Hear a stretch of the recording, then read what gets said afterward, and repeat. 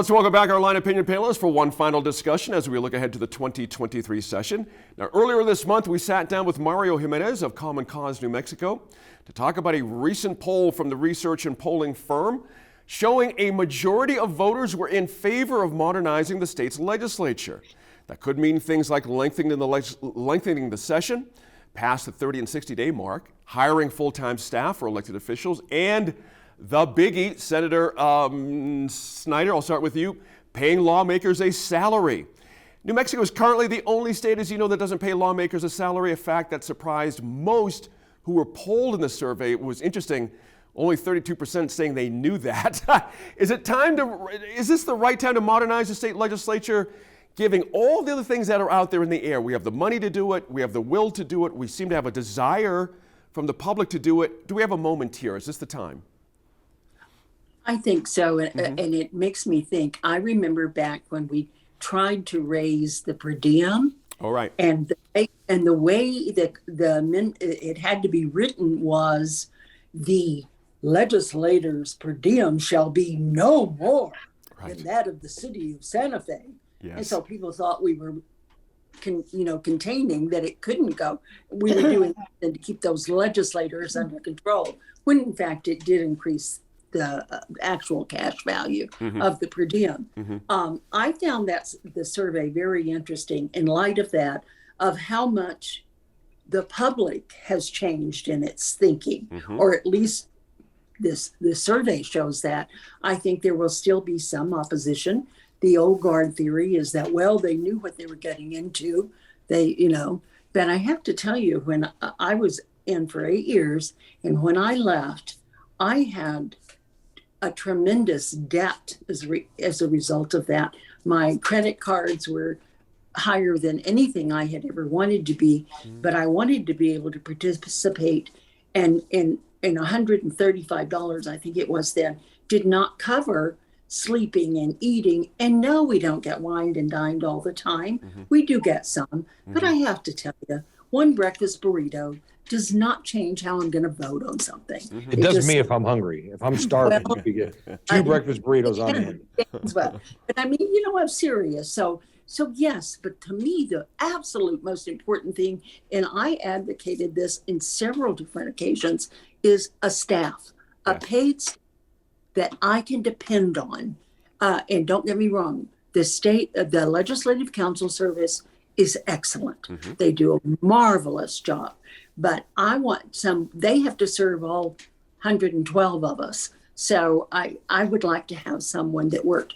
We even put in a bill one time that said, or discussed it maybe, that we would share in the same way we Republicans have always used to share secretaries, is that would one staff person to take care of 2 legislators. Right. Anything to help us do a better service to our constituents. Let me ask Dan that very issue. I mean, during your time, how would things have been different if you had a full-time staffer? Would it have been appreciably better, or?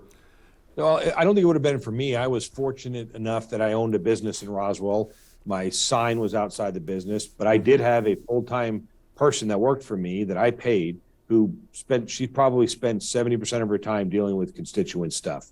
If it wasn't for her, I wouldn't have been able to do the things I do. So it's important. I mean, it's not easy to get to Santa Fe and schedule the time to get into a committee meeting. And, it would be helpful because, the number of phone calls. I remember one time getting a phone call, and there's a difference again between rural and urban New Mexico. Up here, when I moved to Rio Rancho and Albuquerque, legislators are sort of thought of like city councilors. Where I lived in Roswell, legislators lots of times were thought of congressmen. I remember getting a call one time and some older gentleman yelling at me about why my staff isn't doing what they need to do, and my staff should be more on it. And he sent me a letter, and he can't believe that his taxpayers are paying my staff. And I said, hold on a second, let you talk to my chief of staff. And I handed the phone to Josh, who was 4 years old at the time. And Josh was like, hello. And the guy was trying to have a conversation with my 4-year-old son. And I had to explain to him, there was no staff. That's right. When you're sending it to my home and to my emails. So I think before we look at paying people, because at the end of the day, the $1 million question is, what do you pay them, right? I mean, $50,000 a year? I can tell you right now, I don't know many business leaders, lawyers, doctors, teachers that are going to quit their job for $50,000 a year to be a legislator. Do you pay them $275,000 a year? I don't know, right? What is the right number? Florida has kind of an interesting concept where they pay them, I think it's now like $50,000 a year, and they're allowed to have a job. But you have to file your job with the state. You got to let the legislative ethics committee know who you are, and they have staff. They have a hometown office that they have their staffers work in, and they get a budget and all of that stuff. So I would imagine some sort of a hybrid may come up. But at the end of the day, you know, I don't think our state's that bad off that, you know, we get 112 knuckleheads together for 30 days one year and 60 days the next, and they get to go home and live amongst the people and have to answer for their decision-making process. I think to some level, our system seems to be pretty good. The last thing I would say is we talk about getting people to run. Last time I checked, every couple of years in the House, there are not a lot of races that are going unopposed. Yeah. Somebody's got a primary, some incumbents being challenged. So it's not like we're lacking the ability to find candidates to run. So I think we're in a unique situation, and sometimes for our state, the answer may not be changing it. Let me ask Senator Feldman about that, because the public, according to the 800 plus that were polled by Research and Polling, they have a very different opinion about this than what Dan just sort of laid out there. How should we internalize what this poll is asking? What is the marketplace asking for, so to speak?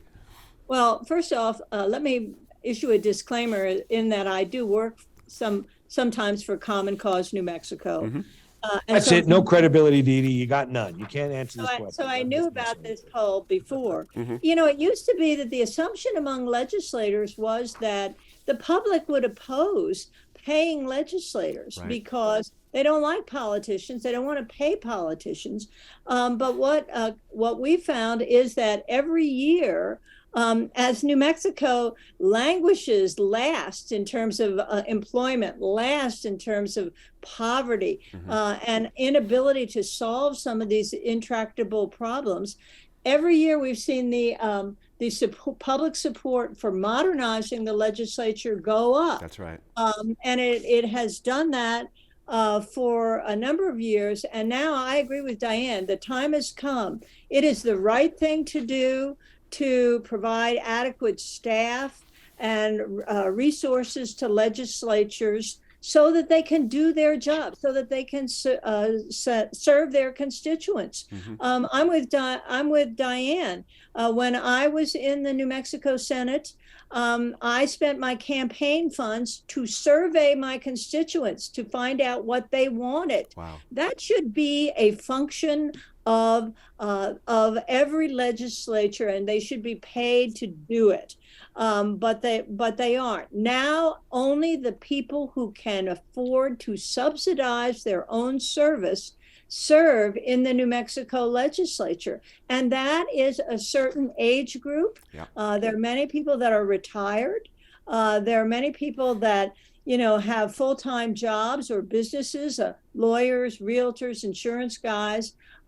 Not so much the ordinary Joe from New Mexico. Senator, is our system set up to be able to deal with a $12 billion budget? Meaning we have a lot of money coming into the state, and we're supposed to be doling out money, in a way that's coherent and benefits people. Is that really possible in our system as we have it now? Not according to the legislators themselves. In addition to this poll, there was another survey taken of legislators by the Bureau of Business and Economic Research out of UNM. And it was the subject of a hearing at the Courts and Criminal Justice Interim Committee.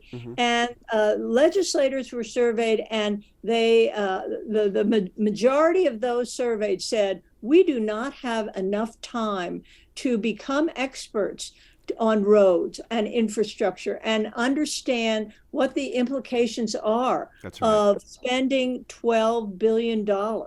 We need to develop expertise. We need some professional staff that can provide constituent services, as well as becoming an expert on certain subjects. That's what every legislator dreams of, to become an expert in taxes or to become an expert in healthcare. Judging by the comments you hear on national television all the time, we have a full-time group in Washington, D.C., and I wouldn't classify most of them as experts on anything. So I'm not sure. Is that a good enough hiring reason someone- not to do anything, though, Dan? I mean, about I don't think the perception, system is or- that broken here. But- I don't think the system is that broken, Gene. Well, let me That's where- put this out there to Senator So let Snyder. me just say this to you before you go, Senator Snyder. I think having a phone poll is one thing. Mm-hmm. I think if you put this thing out for a vote, it will die a horrible death as a constitutional amendment to pay legislators. I think you're going to have to do exactly what Senator Snyder said, which is we will pay them no more, and you'll have to trick people into voting for it. I think people like to answer polls when it comes time to action. They're not going to vote to put people to work and pay them $60,000, $70,000 a year.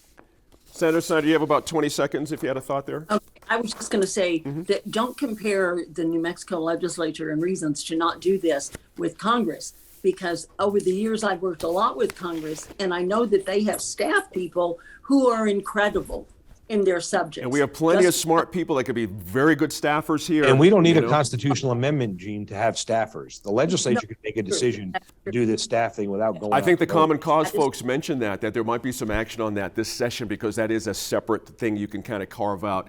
Got to say thanks again to you guys as the Line panel as always this week. Now be sure to let us know what you think about any of the topics the Line covered on our Facebook, Twitter, or Instagram pages. And catch any episodes you may have missed on the PBS Video app on your Roku or Smart TV.